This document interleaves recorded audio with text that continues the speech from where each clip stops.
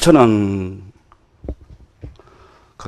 첫애가 이제 대학 4학년이고 이래서 지금 좀 이제 취업을 앞두고 자기 나름대로 많이 고민도 있고 해서 그런 거 본데 굉장히 첫애와 지금 대화하기가 굉장히 좀 어렵습니다. 자기는 깊은 생각이 있는 듯 하지만은 실제적으로 부모로서 걱정되는 바도 있고 이래서 지금 뭐 어떤 공부를 하고 있느냐, 뭐 어떤 지금 활동을 대학 생활을 하면서 어떤 학우들과 어울려 지내느냐 이런 것을 많이 알아보고 또 관심도 있고 해서 진로 문제도 있고 이래가지고 물어보려고 합니다. 그런데 거기에 굉장히 예민하게 대화를 깊게 하지 않고 그럼 피하려고 하고 있습니다. 어떤 데는 제가 주말 농장을 하고 있는데 주말이면은 토요일 날 일찍이 집을 나서 주말 농장에 도착하면은 힘든 일도 있고 좀 이런 것을 부모에게 좀 도와주면 안 좋겠느냐라고 같이 데리고 가고 싶지만은 빨리 따라 나설지도 않고 이래서 좀 섭섭할 때도 있고 대화 이런 게 좀 부족할 때 어떻게 하면은 좀 부모 자식 간에 대화를 좀 쉽게 소통할 수 있을까 이것을 좀 묻고 싶습니다. 네, 좋은 질문해 주셨습니다. 첫째, 내 필요에 의해서 아이에게 뭔가를 요구하는지 아이의 필요에 의해서 내가 응해주는지 지금까지 자기 살은 것을 가만히 한번 살펴보십시오. 내가 답답하니까 물어보고 내가 필요하니까 가자 그러고 항상 내 필요에 의해서 아이에게 문제를 제기하는지 아니면 아이가 필요해서 뭔가 나한테 요청을 하기 때문에 대화를 하자든지 어디를 가자든지 이렇게 요청을 하는지 내 필요에 의해서 지금까지 너무 지나치게 일방적으로 얘기해 왔기 때문에 아이의 필요에 의해서 잘 안 응했기 때문에 아이가 거기에 대해서 이제는 좀 심하게 말하면 진절머리가 났다 그럴까 그렇기 때문에 이제는 거부하는 게 좀 강해졌다. 전에는 할 수 없이 좀 따라다니고 말도 듣고 했는데 이젠 싫다. 이렇게 나이도 들었지만 그게 너무 상처가 커서 굳어졌어요. 그래서 얘기도 잘 안 하려고 그러고 어디 가자 그래도 잘 안 가려고 그러고 함께 대화도 안 하려고 그러고 그런 게 있어요. 그 다음에 두 번째는 본인의 성격상 남의 얘기를 들어주기보다는 내 얘기를 하는 스타일은 아닌가. 특히 아이하고 관계에서. 그런 데서 아이가 마음에 상처를 입고 있다. 아이가 무슨 얘기를 하면 내 마음에 안 들면 탁 자르거나 그러면 안 된다거나 주로 이렇게 많이 하고 또 내가 필요하면 일방적으로 얘기하고 뭐 이런 것들이 이제 아이들에게 쌓여 있기 때문에 아빠하고 대화하기 싫다. 이렇게 되기도 합니다. 그러니까 원인을 잘 알아야 돼요. 그래서 본인이 어떤 원인인지를 살펴서 첫째, 내가 항상 좀 상대에게 내 요구대로 했다 이렇게 생각하면 앞으로는 아이가 필요해서 나에게 도움을 요청하거나 대화를 하자고 할 때 마치 내가 아이에게 뭐 하자 했을 때 아이가 거절하면 섭섭하듯이 아이도 마찬가지예요. 그러니까 그걸 헤아려서 아이가 뭔가 도움을 요청할 때 내가 내 마음에 안 들더라도 기꺼이 그래 해보자. 그렇게 생각할 수도 있구나. 너 의견은 그렇다는 거지. 근데 아빠 생각은 좀 다르니까 나 좀 며칠 한번 생각해 보겠다든지 거절을 하더라도 좀 부드럽게 이렇게 내 스스로 먼저 해야 된다. 그래야 자연스럽게 자꾸 대화를 요청하게 된다. 또 내 필요에 의해서 아이에게 얘기를 하더라도 지금은 상처가 돼 있기 때문에 지금은 내가 부드럽게 한다 하더라도 과거의 상처가 아이한테는 쌓여 있기 때문에 현재의 나의 태도와 관계없이 무조건 거부하는 경우가 있다. 그럴 때는 내가 참회 기도를 해야 된다. 제가 지금까지 살아오면서 아이의 마음을 이해하지 못했습니다. 이렇게 자꾸 참회 기도를 하게 되면 내 까르마, 내 업이 좀 높게 된다. 변하게 된다. 그럼 자연적 아이가 대화가 좀 쉬워진다. 이렇게 볼 수 있어요. 그런 곁들여서 제가 그 아이에 대한 그 관찰을 보면은 너무 지금은 아이들이 인터넷이라든가 이런 문화에 조금 빠져서 좀 그렇게 정도는 심하지 않지만은 그런 쪽에 함으로써 대화하는, 그러니까 부모가 뭐 자기 관심사에 대해서 이야기를 하려고 하는 일방적인 그런 거 있더라도 자기가 한번 좀 이런 문제는 그래도 부모님과 상의해 볼 수 있는 그런 것도 있을 텐데 어떤 인터넷이라는 그것을 통해서 자기가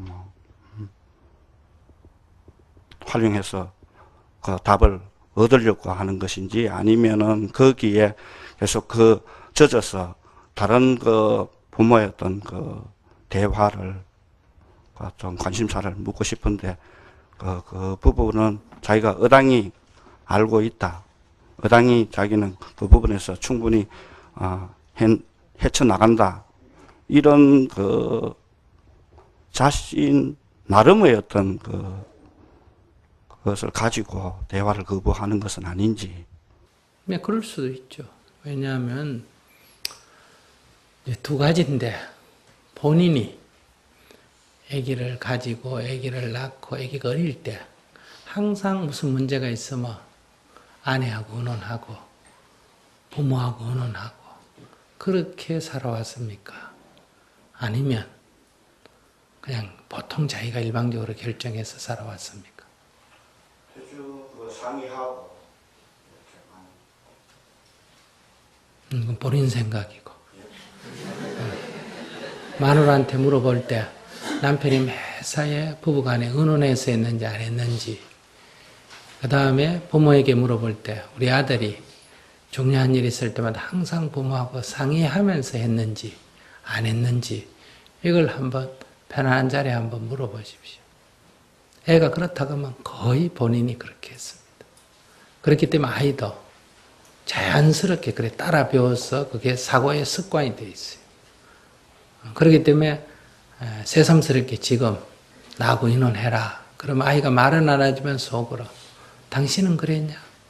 이런 반발이 있습니다.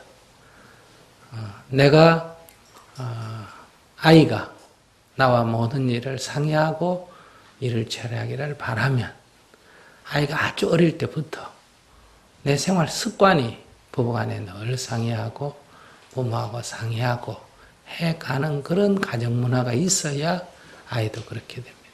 나는 안 그래 놓고 넌 그래라. 절대로 될 수가 없습니다.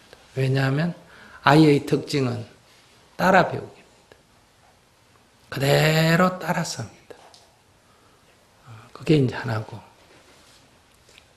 두 번째, 요즘 애들이 인터넷 때문에 대인관계, 대화가 잘 안 되는 거 사실이에요.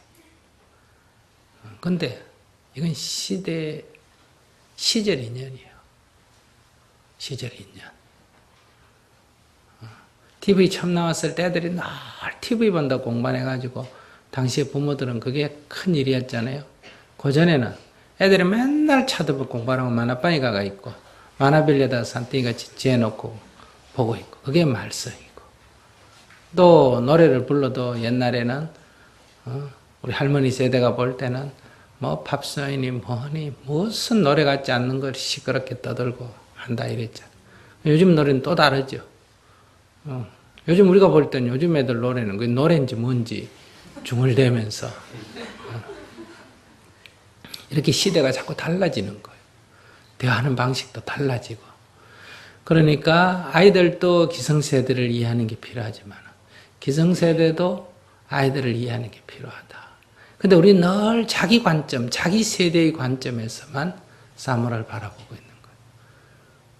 그러니까 이게 영어하고 한국말 해서 서로 얘기하지만 무슨 소리인지 못 알아듣는 것처럼 기독교인하고 불교인하고 만나면 서로 딴 얘기하는 것처럼 부모 자식이 만나도 사고방식이 다르기 때문에 서로 다른 세계에 살고 있습니다. 그렇기 때문에 자식이 부모를 이해하지 못하는 것처럼 부모도 자식을 이해하지 못하고 있다. 그러니까 먼저 내가 자식을 이해하는 태도가 필요하다. 그러니까 인터넷 보는 거 거기만 빠져있는 게 잘못됐다. 이렇게 생각하면 안 돼요. 그 내가 보기에 잘못됐지. 아이는 그것이 뭐가 잘못됐는지 모른다 이거예요. 나는 어릴 때 걸어도 다녔고 그 다음에 트럭도 타고 다녔고 버스도 타고 다녔고 그러다 어른이 돼가 요즘 택시를 타거나 자가용을 탄다. 그런 경험을 다 했기 때문에 좀 어려움이 있으면 자가용을 그만두고 택시를 타거나 택시를 그만두고 버스를 타거나 어지간한 길을 걸어가거나 이게 가능한 거예요. 옛날 경험이 있기 때문에. 그런데 아이는 자기가 태어나자마자 버스를 좀 타봤거나 아니면 늘 아버지 자가용을 타고 다녔대. 그러니까 그런 애들은 아무리 경제가 어려워도 걸어 다닐 줄도 모르고 버스를 탈 줄 몰라요. 그거밖에 몸에 익힌 게 없기 때문에. 근데 그걸 보고 낭비병이 심하다 이렇게 얘기해서 알아들을 수가 없어요. 그러니까 아이를 검소하게 키우고 싶으면 여러분들이 경제력이 있더라도 검소하게 살아야 됩니다. 근데 여러분들은 자기는 가난하게 살면서 아이에게는 꼭 비행기 태우거나 기차도 좋은 기차 태우거나 승용차를 태우거나 이렇게 해서 어릴 때 키우지 않습니까? 아이를 위해서. 근데 그 아이는 그렇게 의식구조가 형성됐기 때문에 그 외에 다른 세계를 알 수가 없어요. 이것은 다 우리들이 인생에 대해서 무지해서 그래요. 뭐 꼭 내가 나쁘게 하려고 그런 게 아니에요. 나는 잘한다고 했는 일이 결과적으로 나쁜 일이 돼버린 거예요. 이게 이제 전도몽상이라고 그러죠. 그러니까 지금 아들 때문에 이런저런 문제가 있을 때 지금 내가 답답한 거 아니에요? 지금 아들이 답답해가 나한테 물었어요. 내가 답답해서 물었어요. 내가 답답해서 물었죠. 그게 내 문제예요. 아들은 그냥 경계예요. 그 아들에 대한 나의 요구가 이루어지지 않기 때문에 내가 답답한 거예요.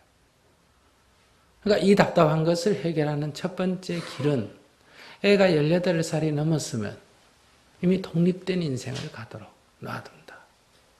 어떤 일을 하든 그것은 자기 인생이에요.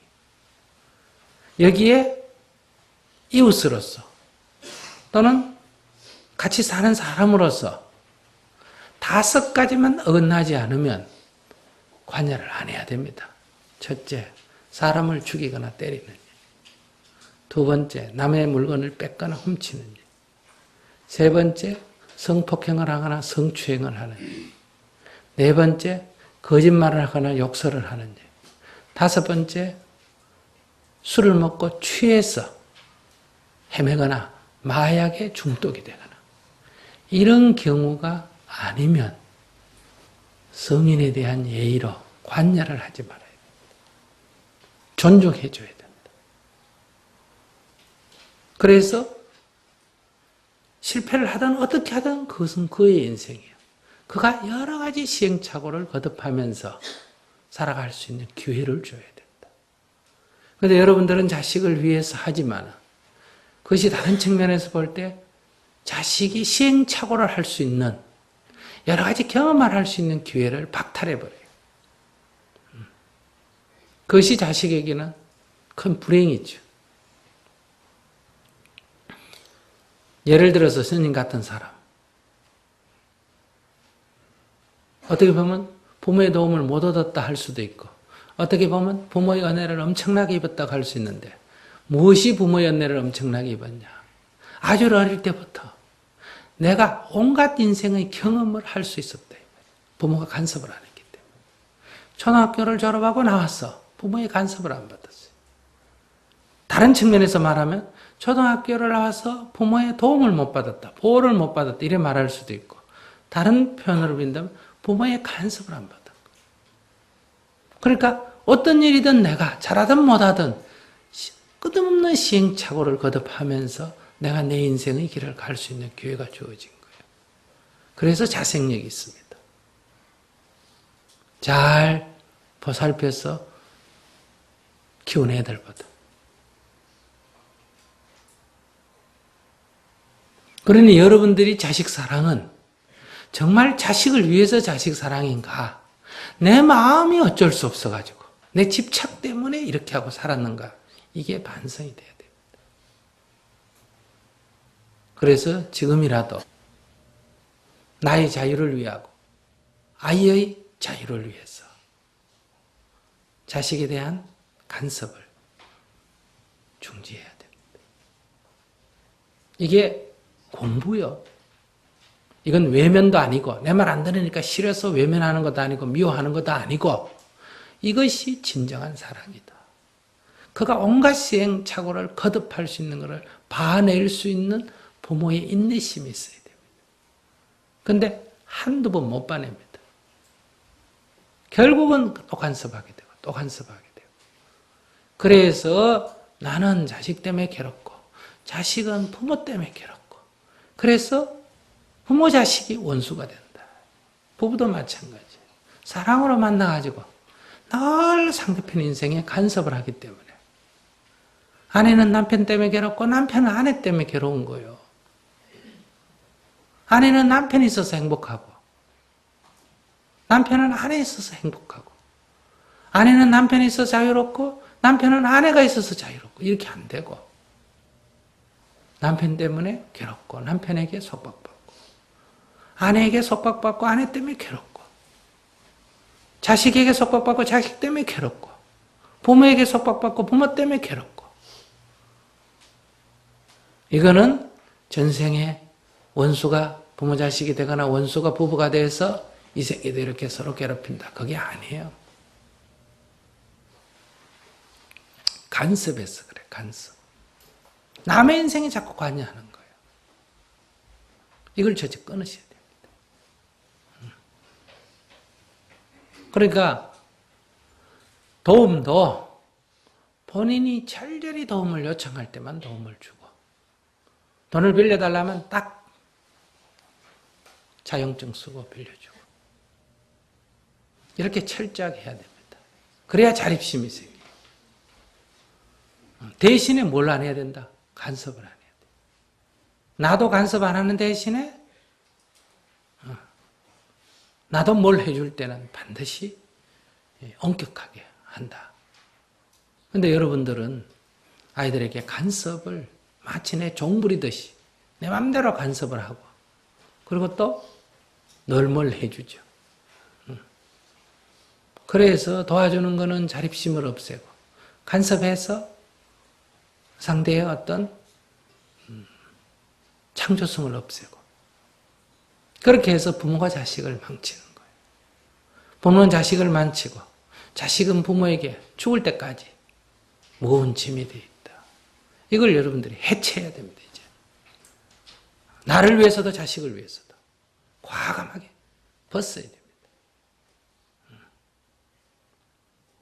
그래서 내 말 안 듣기 때문에 쫓아내거나 이게 아니라 그냥 독립을 해서 살도록 나도 자식에게 기대를 걸지 말아야 되고 대신에 자식에게 간섭을 하지 말아야 된다. 이건 정이 없어서 그런 거 아니에요. 정말 서로를 위해서요. 첫째, 간섭하지 말 것. 그 다음에 두 번째, 진정한 마음의 대화가 되기를 원한다면 집에서 할 수 있는 건 매일 108배를 하면서 제가 아이의 마음을 몰랐습니다. 이제 아이의 마음을 이해하겠습니다. 이렇게 기도를 하고 그걸 좀 내 병을 빨리 좀 고치고자 하면 아무리 바쁘더라도 돈이 없더라도 빚을 내서라도 깨달음장에 가셔서 자기 점검을 한번 해본다. 그래서 먼저 이 자기 이 눈을 떠야 됩니다. 자기 눈을 뜨면 아예 마음이 읽혀요. 지금 내가 눈을 감고 있기 때문에 안 보이는 거예요. 그렇게 해서 자기 정진을 하면 저절로 대화가 됩니다. 대화하려고 애를 안 써도 저절로 대화가 된다. 컴퓨터에 있는 것이 딱 보면 보기 싫지 않습니까? 그죠? 그런데 그걸 참고 얘야 이리 와라 얘기 좀 하자. 근데도 계속하고 있으면 성질이 팍 나잖아요. 근데 그 컴퓨터 하고 있는 아들이 보기 싫지 않아야 됩니다. 그래야 대화를 하자 하는 말을 하면 금방 애가 응하기도 하고 또 안 응해도 아무렇지도 않아요. 벌써 우리는 감정을 억누르고 하거든요. 그래서 늘 처음에 시작은 좋은 마음으로 시작했다가 그 좋은 마음이 오히려 화근이 되고 나중에는 갈등이 되고 이렇게 된다. 이 문제는 같이 그 부부가 같이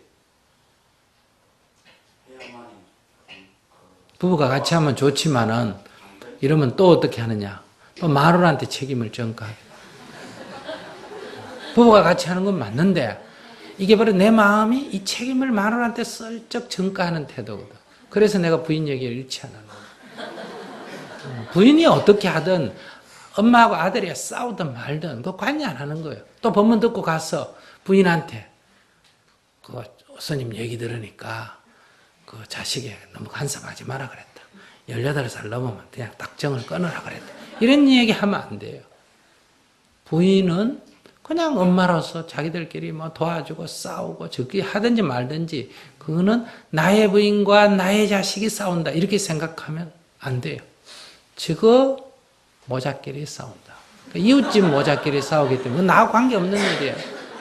나하고 관계없는 나만 내가 어떻게 할 거냐 이것만 생각하면 되지 부인이 어떻게 해라 자식이 어떻게 해라 이 생각을 딱 끊어야 내 공부가 되고 여기에 뭔가 효험이 나지. 이걸 바로 슬쩍 벌써 넘기면 안 됩니다. 이게 딱 부빙해야 이 인생 문제가 해결이 된다.